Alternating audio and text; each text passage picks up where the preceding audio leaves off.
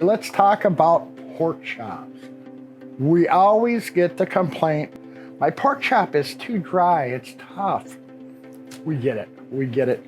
And there's a few reasons for that, and the number one major reason is we overcook it to begin with.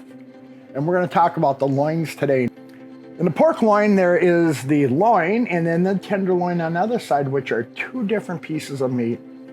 Most people have the biggest problem with the loin and the pork chop. I never cook my pork chops above 145. If they get to 150 from resting or 155, you're still pretty safe of having a moist pork chop. After that, 160, 170, they start to totally dry out. We were taught many years ago, back in the 50s and 60s, we gotta cook it 160 minimum. Trichinosis is still around, but our hogs are a lot cleaner. They're raised a little bit different. It kills the parasite at 137. We're gonna talk about using tenderized pork. It is not going to prevent it drying out, but you'll fix part of the problem. It'll be tender. And then we're gonna cook off what our commodity pork chop is. So we're gonna show you how to get that done and cook it. We're gonna stovetop cook it, or you can grill it. A lot of times we bake it in the oven. When we pull it out, we're at 145 or above already. We shingle it in a steam table pan, and from there, we put it in a steam table well. The steam well is gonna continue to cook it, so we're gonna get up there on numbers. So my advice is, cook it to 135 to 40, because you're gonna hold it and it's going to get that residual heat to 145. Remember, legally, we need to go to 145. That's why a nice restaurant or a restaurant will give beautiful pork chops. They cook it right before you eat it. So that'll help.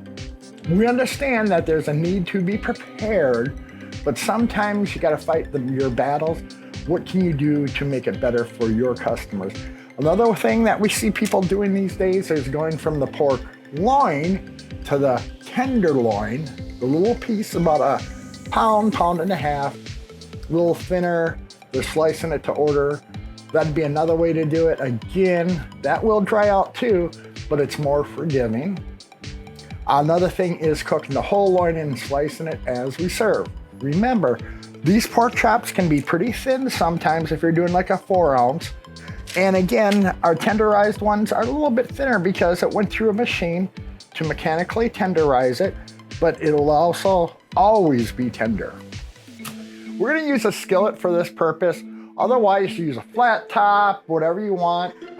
A little olive oil.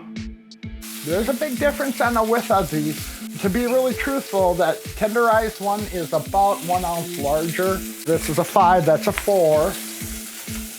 So we're gonna let it cook just a bit. We're gonna do it on a medium high heat.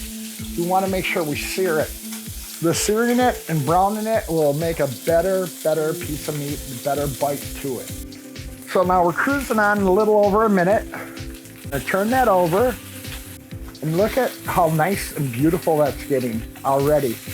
But anytime we tenderize our meat, whether it's steak or pork chop, it's gonna cook a little faster because there's more little holes for it to come up and pierce through and cook. But how beautiful is that? Any kind of whole meat that I cook, a steak, all the way up to a prime rib, or any product that is coming from a bird, a cow, a pig, all that I let it sit for at least 3 to 5 minutes if it's a small piece.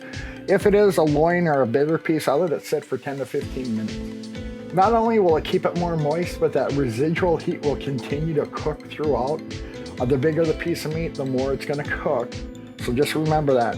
A lot of people say, can I flour it? Absolutely you can. The only reason why we didn't flour it, because we do understand, again, with a larger production, people are trying to flour and fry and cook and all that kind of fun stuff, and it's more time. That may be pink to some people. To me, it's done, perfectly done. That is about 145 to 50 degrees. And it does cut very nice. So as we sit, we have a hue of pink to it, like I said. That will start going away as we cut it. And you can already see it going away. And if we go back to that first piece, that's already turning color. So pork chop, biggest things I want to get through to people is how we cook it, how long we hold it. Heat is an enemy to our pork chop. So we can put cream soup, gravies over it, and guess what? Once we scrape that off, we still have a dry piece of meat. So again, it's how we cook it, how long we're gonna cook it, how we hold it.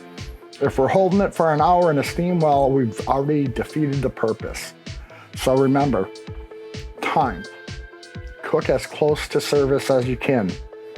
Understand that pork is so lean today, it'll dry out real quick. Please feel free to contact us. If you have your own suggestions, please contact one of us at Culinary. We'll help you walk it through. Maybe you have a better suggestion. So thanks again for watching our video.